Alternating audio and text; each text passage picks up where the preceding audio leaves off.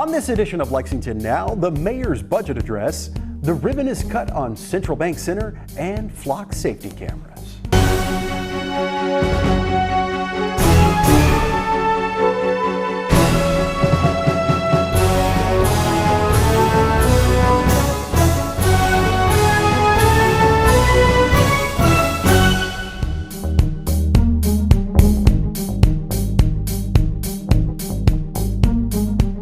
I'm Neil Noah, and welcome to Lexington Now for the week of April 25th, 2022. Mayor Gorton gave her annual budget address to council this past week, and there was a lot of encouraging news. Here are the highlights. The budget I am presenting today is bold. It's a historic investment in our community. In two of my previous budgets, I have made painful cuts we needed to live within our means during challenging times. This year, we have an unprecedented opportunity to invest in our future, to address pent-up needs, and to plan for future obligations. Our general fund budget totals $460 million. This is a one-time phenomenon that involves one-time money we won't have next year. Therefore, we have been very careful to match one-time money with one-time investments. I've added approximately $375,000 to One Lexington's budget to build partnerships across government and throughout our city. Partners will become involved in programs like the It Takes a Village summer program, a grant program for violence intervention, youth mediation, street outreach, and evidence-based programs that address trauma. Our violent crime numbers here in Lexington are leveling off, thanks to the outstanding work of our community-focused police department and our community partners. Even so, we all know one homicide is one too many. We are expanding our efforts to support our police with significant new resources. Law enforcement is facing challenges to keeping us safe unlike ever before, and it is incumbent on us to invest in modern equipment to help them do their jobs. With the help of council, we recently began a pilot project for the Flock license plate readers. Flock started installing the first 25 still cameras just last month, and they are already proving to be effective. I've included $275,000 in this budget for an additional 75 Flock cameras to be scattered throughout our community. This year, we will make a significant investment in state-of-the-art technology, $1.2 million, to install a fire station alerting system. Accurate and timely response is a top priority for our fire department. This is a more reliable system that will get our firefighters out of the stations quicker. This year, we are taking the government's commitment to affordable housing to the next level. The council and I committed $10 million in American Rescue funds to affordable housing. And in this budget proposal, I'm proposing the addition of $2 million more for our Affordable Housing Fund. In addition, I am proposing the establishment of a $1 million Lexington Neighborhood Investment Fund. Organizations will be able to apply for zero-interest loans to rehabilitate blighted and abandoned properties, turning them into affordable housing and combating gentrification. We are investing to put city permitting requirements online, a one-stop shop. This will make it quick and easy for everyone, from land development professionals to do-it-yourself homeowners, to find out what permits are needed, what they'll cost, and even apply for permits online. The pandemic put a spotlight on the need for improved translation services and better outreach to offer a better quality of life to our growing immigrant community. We are spending $200,000 for 2 new full-time staff people at Global Lex and to provide for web translation. Residents will be able to push a button and convert our web pages into any of 94 different languages. We're replacing our worn-out original salt barn, buying a salt brine maker to ensure a ready supply, and doing a study to optimize our snowplow routes. Like snow removal, Streets and Roads also oversees our paving projects, and this year we've included $13 million for paving. Finally today, I want to talk about funding I have included to commission 2 important pieces of art. First, a memorial to commemorate our community's COVID-19 victims. To date, there have been 597 deaths of our people. We have found the perfect place for it downtown in a park that is part of Town Branch Commons.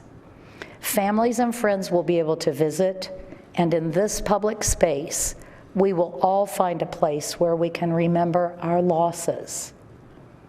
Second, art to celebrate the 250th anniversary of our city coming up soon in 2025, our sesquicentennial. Through 250 years, our citizens have risen to meet every test, and these memorials will mourn those we have lost, celebrate our past, and challenge us for the future.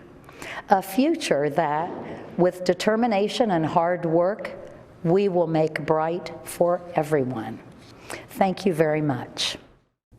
You can catch the full address on our Lex TV archives or on our YouTube channel. The long-anticipated opening of the Central Bank Center renovation project happened at an official ribbon-cutting ceremony this past week. In attendance were Mayor Gorton, Governor Beshear, and many other dignitaries. It is a fantastic day in Lexington. And the first thing I'd like to do is we have several council members here, and I'd like to ask all of you to stand, please, and be recognized. Yep. We have James. The reinvention and expansion of Central Bank Center has really been a team effort. It has taken all of us working together over a period of years to get it done, and we sure did it. Right, Bob? Let's not forget, aside from all the other challenges, we had a pandemic right in the middle of this construction, right in the middle. And our economy took a roller coaster ride and dive, and however you want to put it. But we held on and kept our eyes on the future. And now it's time to celebrate. I first want to thank Jim Gray for his vision, and our legislators, our council members, Central Bank Center and Luther Deaton, thank you, and the University of Kentucky for their support. Central Bank Center is the work of powerhouse partnerships. As a council member, and again as mayor, I have proudly supported Central Bank Center, and I believe in it. It's already attracting new conventions, and soon there will be more jobs, activity, events, and excitement downtown. Today we celebrate the grand opening of the Central Bank Center expansion. Just look at this facility. This is what 11 years, $310 million, and the hard work of so many talented people can do. It is truly incredible. The completely new Central Bank Center Convention Facility and renovated Rupp Arena represents nothing less than the single largest public sector investment in Central Kentucky history. Pretty exciting.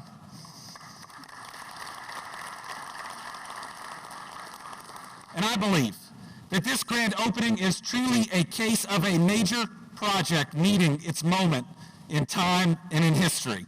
The importance of this project to Lexington, but really to the wider Commonwealth, simply cannot be overstated. This transformational project is the real deal. It delivers on several fronts. It's Rump Arena transformed and modernized with the addition of 50,000 square feet for hospitality club use. The renovated Rump Arena is already up and running. It hosted a monster truck rally, as well as Elton John in the past month, and it's got Disney on Ice, Alan Jackson, and Keith Urban on deck.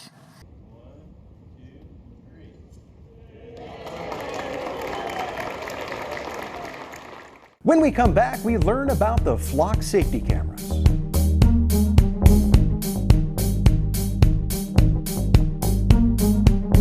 Have two ways out. When fire strikes, deadly smoke can fill your home within minutes. That's why the USFA wants you to plan and practice home fire drills. Draw a map of each level of your home showing all doors and windows. Discuss the map with everyone who lives with you. Practice your home fire drill at least twice a year. Make sure all doors and windows that lead outside open easily. Push the smoke alarm button to start the drill. Try feeling your way in the dark or with your eyes closed. Have at least two ways out of every room. If your first way out is blocked by fire or smoke, you can use your second way out. If there is smoke, get low and go. Crawl quickly under the smoke to your nearest exit. Close doors behind you and gather at a pre-planned outside meeting place where first responders can see you. Call 911. Remember, get out and stay out. Never go back inside for people, pets, or things. Learn more at www.usfa.fema.gov. Welcome back to Lexington Now. The city has invested in several flock safety cameras in a bid to reduce crime in the city. Here's more. We are working on reducing our violent crime in many different ways, and our work is beginning to show signs of progress. Between 2020 and 2021, our overall rate of violent crime has dropped by 4%, thanks to the efforts of our community-focused police department and community partners. While our homicide numbers right now today are below last year's number, we must continue to work to make improvements.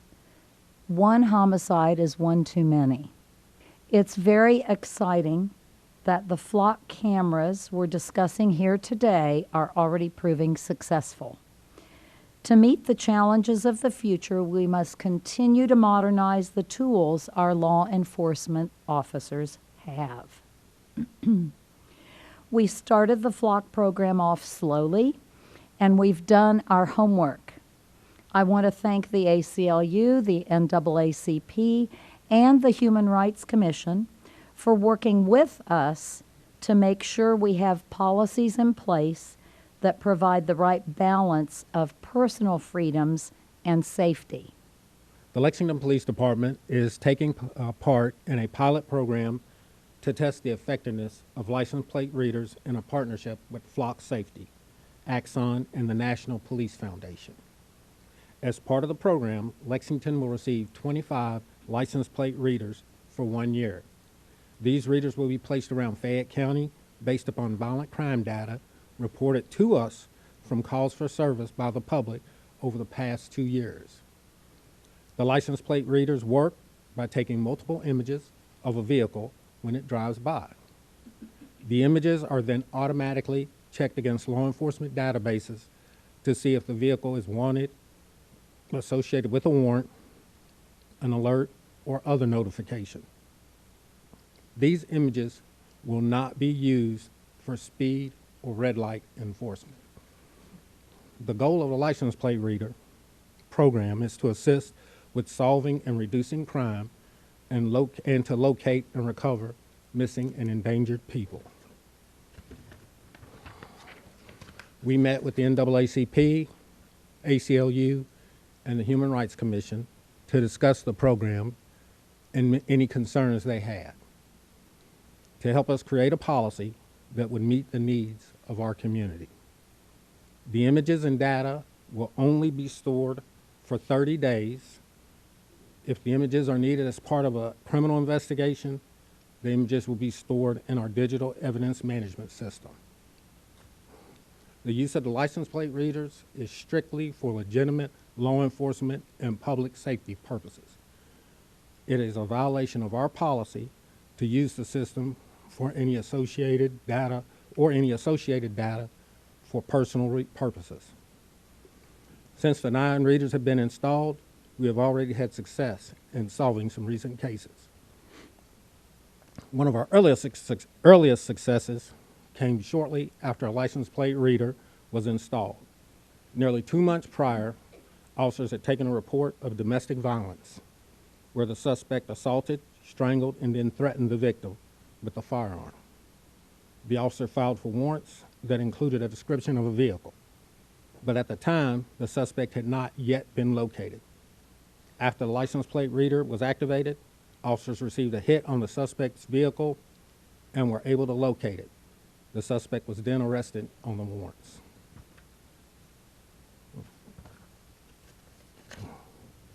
Some of you may remember a recent animal cruelty case where a deceased dog was discarded into a dumpster. After seeing the story, one of our officers reached out to Lexington Animal Care and Control, who provided a partial license plate and vehicle description from surveillance footage at the scene. The partial plate number was ran through the flock system, and an image containing a vehicle matching the description and a full plate number was received. This resulted in Animal Care and Control being able to speak with the suspect and eventually cite them with animal cruelty. We've also been able to use the system to solve a recent burglary. After burglarizing a residence, the suspect used stolen credit cards at a local store. Officers were able to gather a distinctive vehicle description, a partial license plate number, and match the subject description from the security footage. After running the partial plate number in the flock system, a vehicle was located that matched the description and revealed a complete license plate number. This information was utilized to bring charges against 2 individuals. We hope the use of the license plate readers, through the use of the license plate readers, we will be able to solve crimes quicker and more efficiently. As a result, we hope to see a reduction in crime over time. There's big news in the tech sector in Lexington. Lexmark has announced plans to reduce its carbon footprint through renewable energy. You know, since our inception right here on this property in 1991, Lexmark's been committed to doing business in an environmentally stable way. We're recognized as an industry leader in the products and services that we provide, and we help our customers along their journey to get to their sustainable meaning. We also focus on our own operations sustainable, so every place that we do business, we're focused on our environment and the communities we work and live, including right here in Lexington and the great state of Kentucky that I like to call home. Last year, we upped that commitment, and we announced that we're going to be carbon neutral by 2035. Woo! So with that goal in mind, today we break ground on a renewable energy project. Next spring, 1,500 solar panels will be in the field behind us. It will supply approximately 10% of the energy used on this site. On a great sunny day, maybe like today, it'll provide 100% of the energy. It's enough to power 414 homes in this community. Or said differently, erase the carbon footprint of an automobile driven 6 million miles. So it's a huge achievement. So today we are talking about the future of how we harness the power of our sun and transform it into sustainable energy. And who better to look to the future of technology and advancement than Lexmark, an outstanding corporate citizen who has been a leader in environmental and technological innovation. I want to thank both John and Alan for your continued commitment to the community of Lexington. Thank you so very much. Lexmark has been at the heart of our city for over 30 years. creating new technology and providing good jobs for many of our residents. And they continue looking forward with this 10-acre solar panel array right here in Fayette County. This makes our city greener and cleaner. And I said earlier, it's such a great example of using a brownfield property, transforming a brownfield area into educational green space. This reimagined use of brownfield property together with the solar array continues Lexmark's support of STEM education and focus on socially responsible sustainability. I'm so happy to be with you today to break ground on the solar panel and educational green space area, because with this investment, we will be able to protect and promote Kentucky's natural beauty. We know that there is a return on investment, not just economically, but also in terms of Kentucky's culture and identity. I am so thrilled that this project contains an educational aspect. 12 acres here will be revitalized into green space with walking trails, wildlife habitat, butterfly gardens, and planting area for flowers. This project reaffirms Lexmark's long-standing support of education, particularly in STEM education in our local schools. And this green space will also benefit this community for generations. So now it's time to do the fun part. We get to stop talking, and we have the groundbreaking to do. So let's dig some dirt. On count of 3. 1, 2, 3.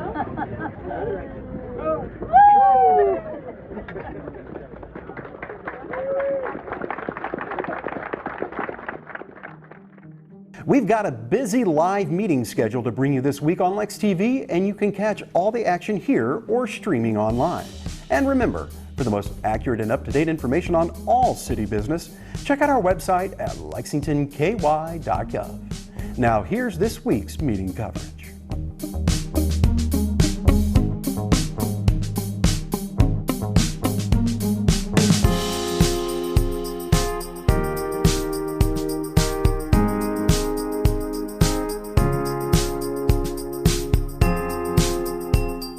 That's all for now, but as always, you can keep up with us on social media.